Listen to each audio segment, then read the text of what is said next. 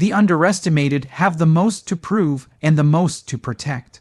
This is not mere poetic observation. It is one of the oldest laws of human survival, as ancient as the first tribes that roamed the deserts and mountains. Look at the arc of history. The empires that laughed at their adversaries eventually choked on that arrogance.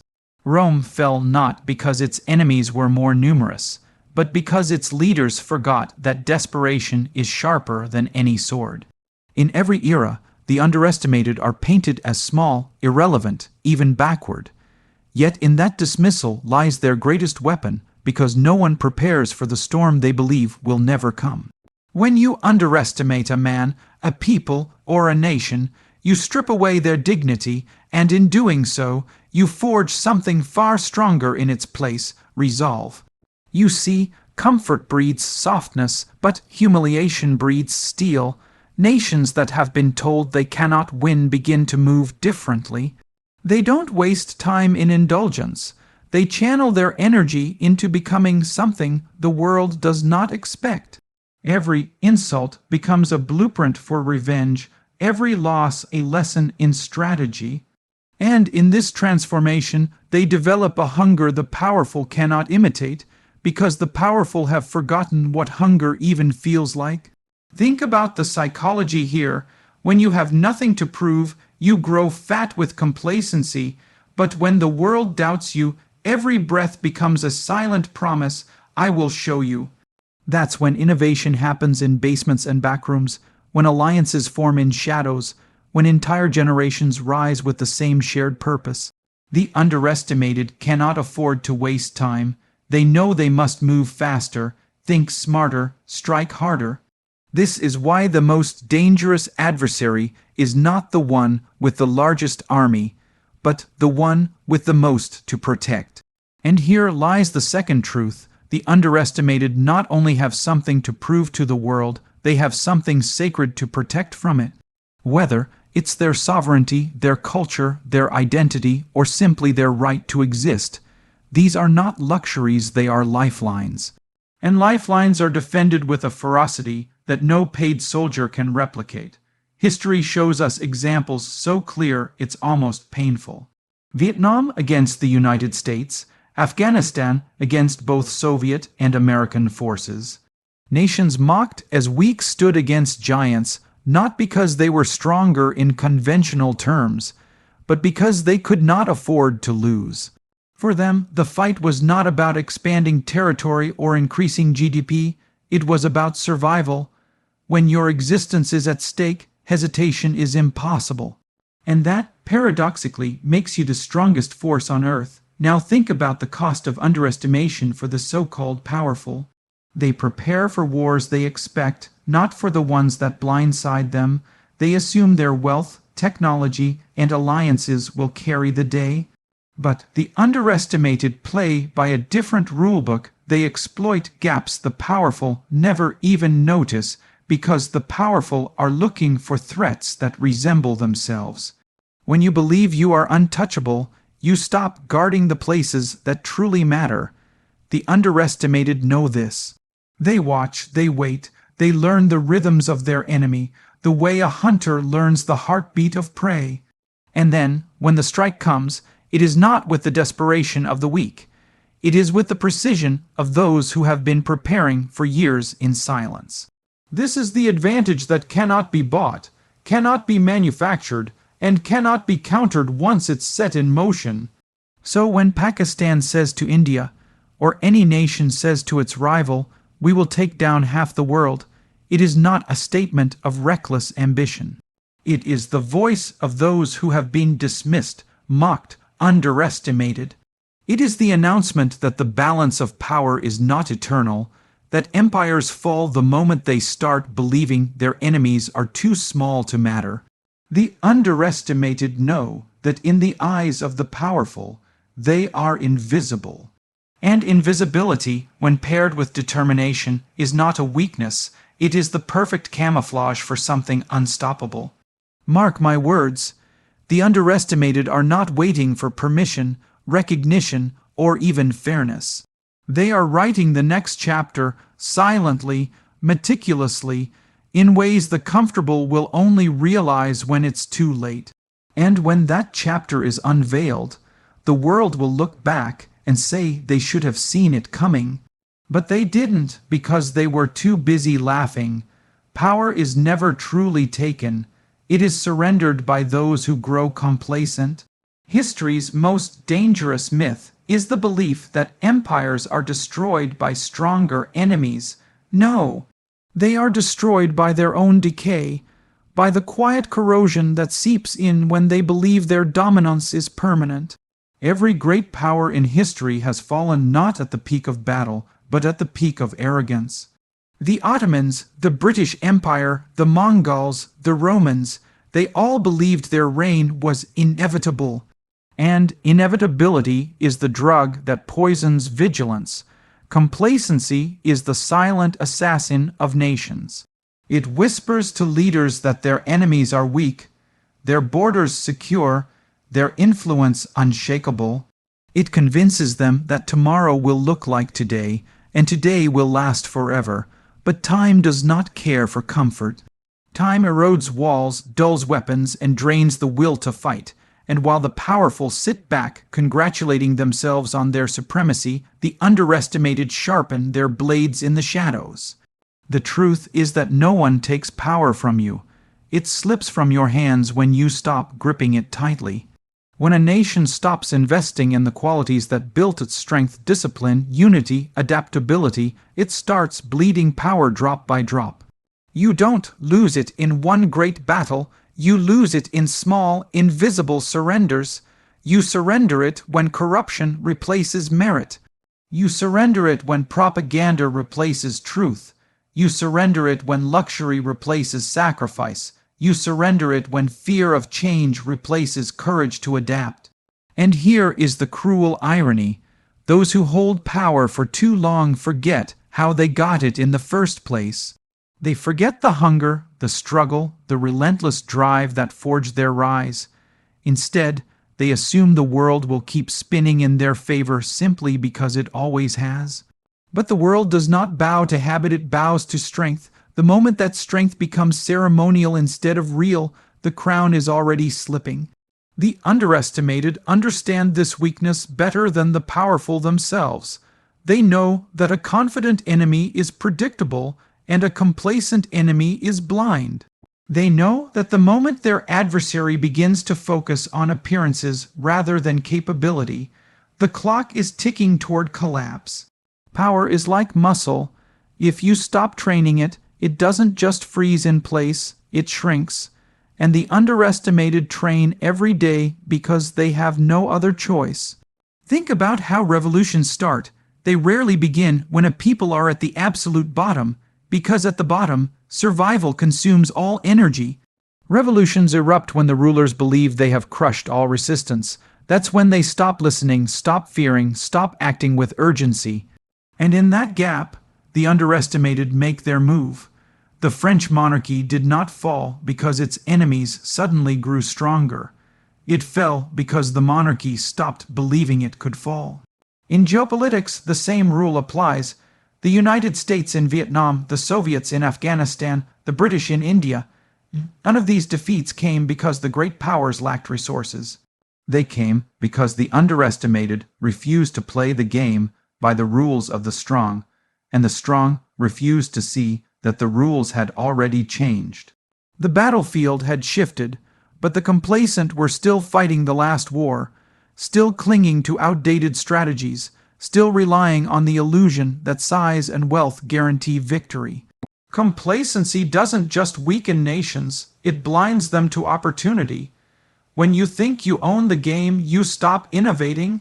You stop searching for better ways to secure your future because you believe your position is unassailable. But the underestimated never stop innovating. They cannot afford to. Every day they are calculating, experimenting, finding weaknesses in the armor of the strong. And while the powerful sleep under the illusion of safety, the underestimated are mapping the path to take what was left unguarded. This is why the fall of the complacent is always so sudden. It looks to outsiders like an overnight collapse. But in reality, it is years, sometimes decades, of slow surrender, of trading discipline for decadence, of letting the edges of power rot until one small push sends the entire structure crashing down. And when it falls fast, because hollow strength cannot hold its own weight. So when a voice says, "We will take down half the world," it is not a boast pulled from thin air, it is the reading of a clock. It is the recognition that the strong are not always overthrown by superior force, but by superior patience. The underestimated do not need to win every battle, they only need to wait for the day the complacent stop showing up to fight. And that day always comes. It has come for every empire in history. It will come again. Unity forged under pressure becomes a force no empire can shatter. It is one thing for a nation to be united in times of prosperity, when resources are plentiful, threats are distant, and comfort flows like water. But that kind of unity is fragile. It is a unity of convenience, a unity that exists because it costs nothing. The true test of unity comes when the walls close in, when every external force is trying to fracture you from within. That is when the weak fall apart and the strong become indestructible. Pressure is not the enemy of unity, it is its greatest creator. When a people are targeted, mocked, and threatened, they begin to understand something fundamental. Their survival depends on standing shoulder to shoulder. Suddenly, the small internal divisions, political, social, cultural, start to fade because the stakes have risen far beyond personal preference. In such times, unity is no longer an ideal, it is a weapon. This is why underestimated nations, when cornered, become so dangerous. They cannot afford the luxury of infighting. They cannot afford to waste energy on petty rivalries or endless debates. Pressure clarifies purpose. It strips away the noise and leaves behind only the essentials. Protect the homeland, defend the future, refuse to kneel. And that clarity is something most powerful nations lose the moment they become too comfortable. Look at history's most improbable victories. The Swiss peasant armies against the Habsburgs, the American colonies against the British Empire, the Viet Cong against the United States. These victories were not the result of superior firepower, they were the result of a unified will so intense that no outside force could break it. You can bomb cities, cut supply lines, sanction economies, but you cannot sanction a people's determination when it is woven into their collective soul. The psychology behind this is devastating for any adversary. When people are divided, their fear is individual. They think of their own survival first. But when people are united, fear becomes collective, and collective fear transforms into collective courage. A single individual can be broken, 10 million individuals moving as one cannot. They do not march as soldiers alone, they march as an unbreakable idea. And ideas cannot be killed with bullets. Unity under pressure also changes the way a nation fights.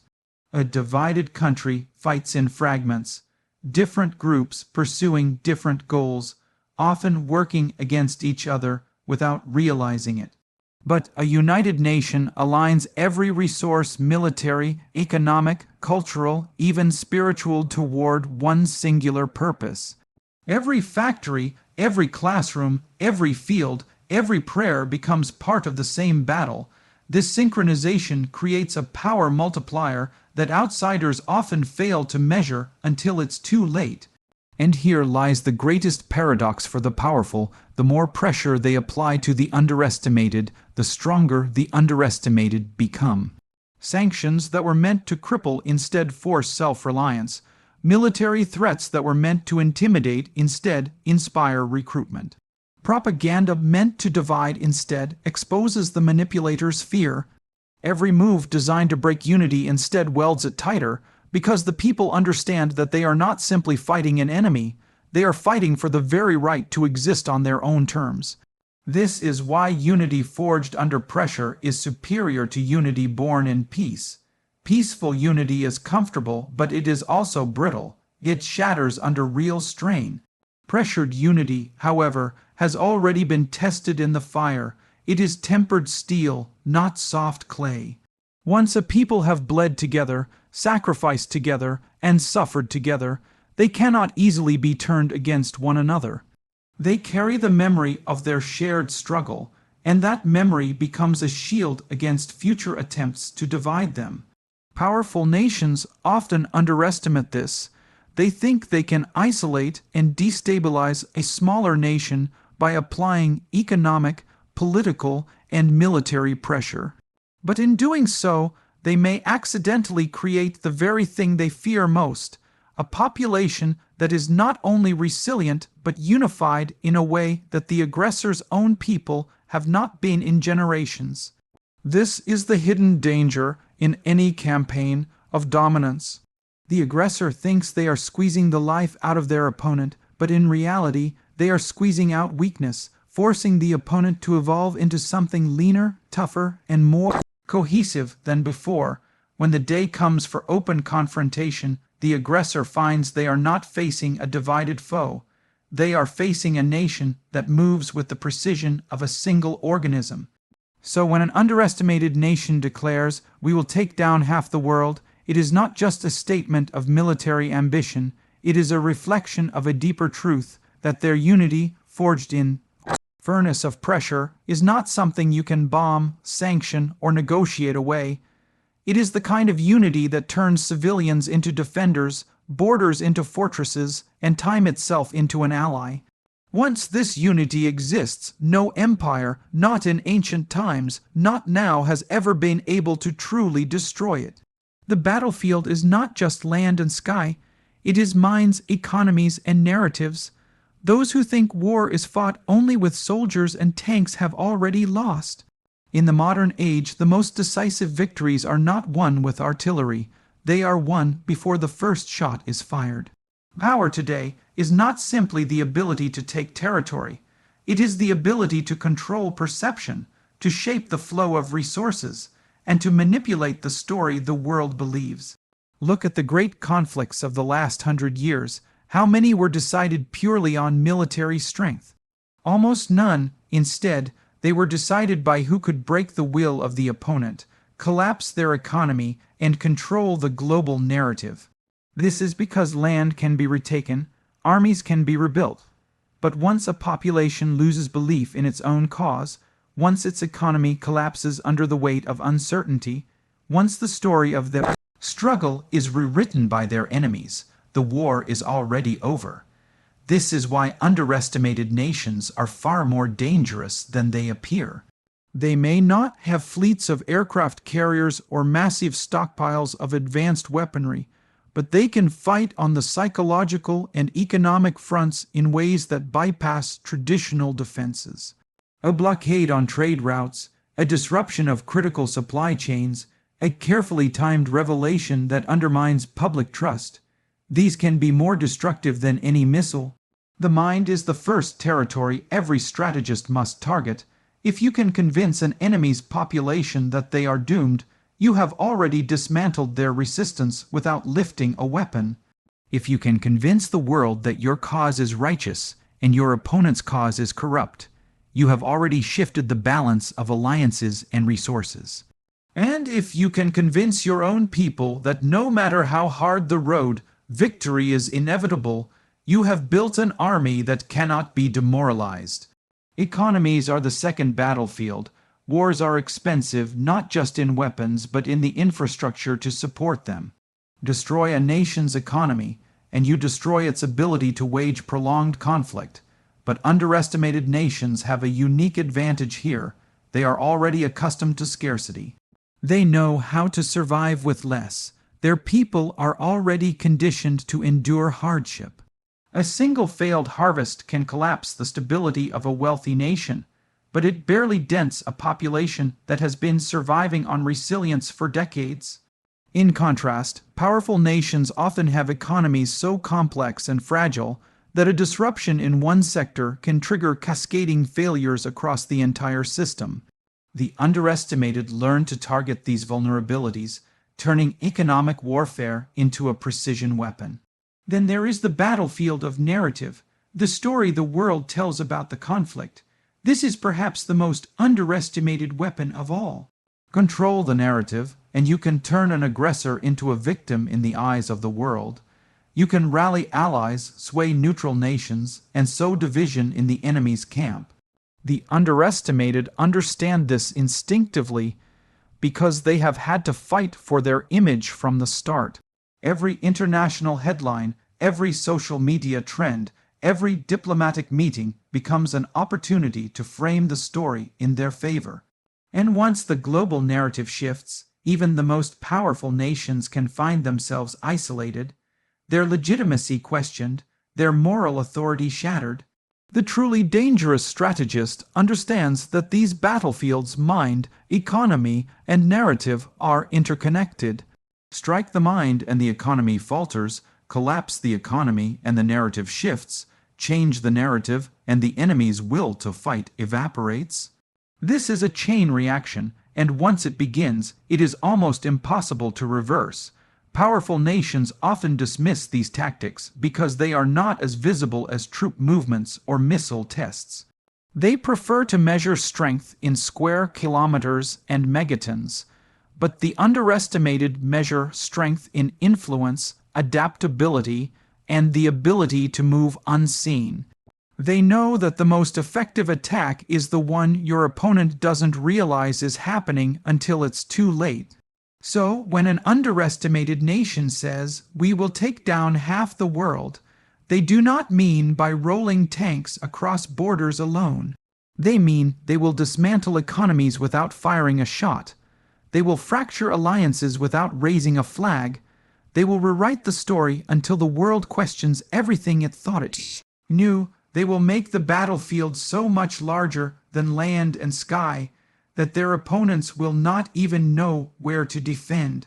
And that is the genius and the terror of modern power. It is invisible until it is absolute. History does not remember the comfortable. It remembers the defiant. Comfort is silent. It leaves no echo.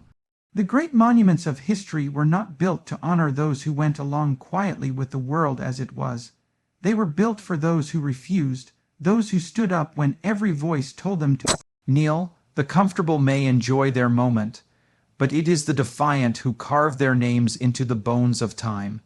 The pattern is as old as civilization itself. The Egyptians remember Ramses, not the courtiers who nodded in agreement. The Americans remember Washington, not the politicians who urged compromise with the crown.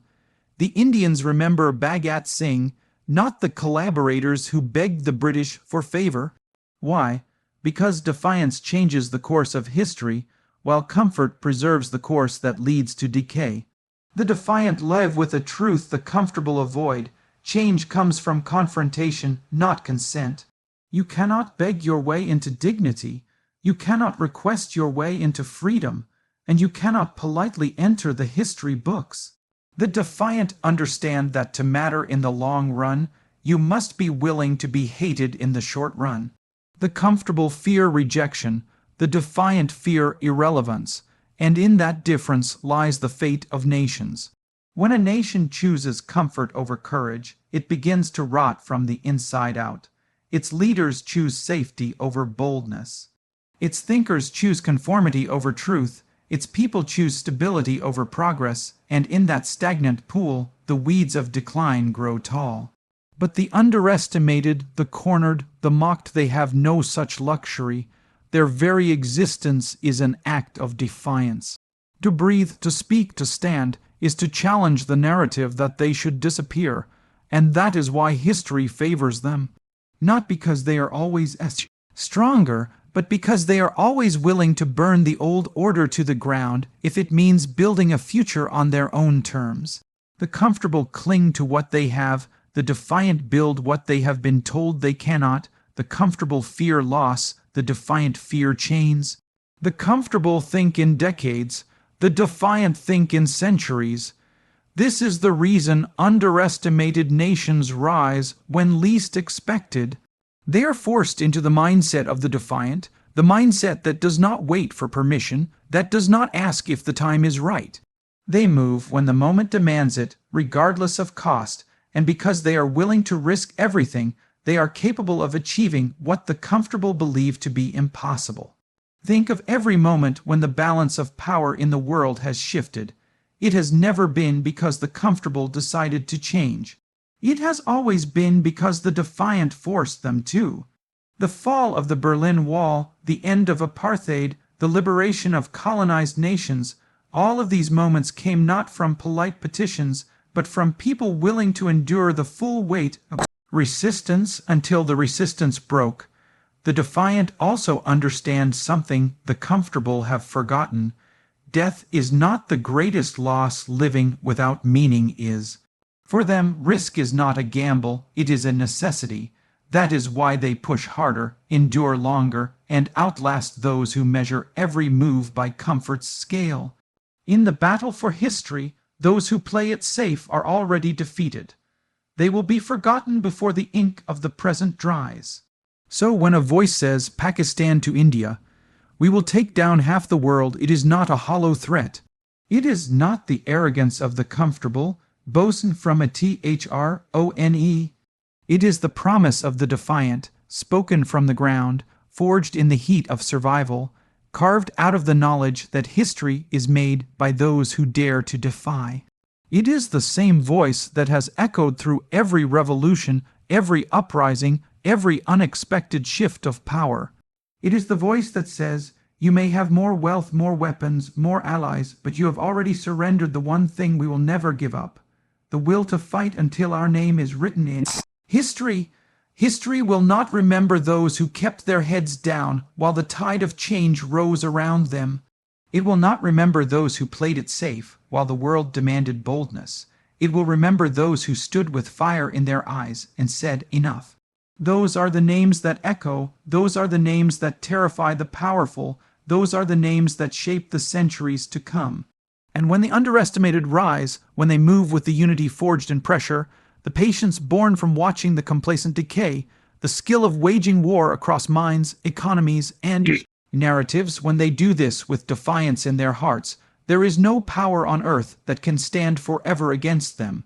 Because the comfortable live in the present, the defiant live in history.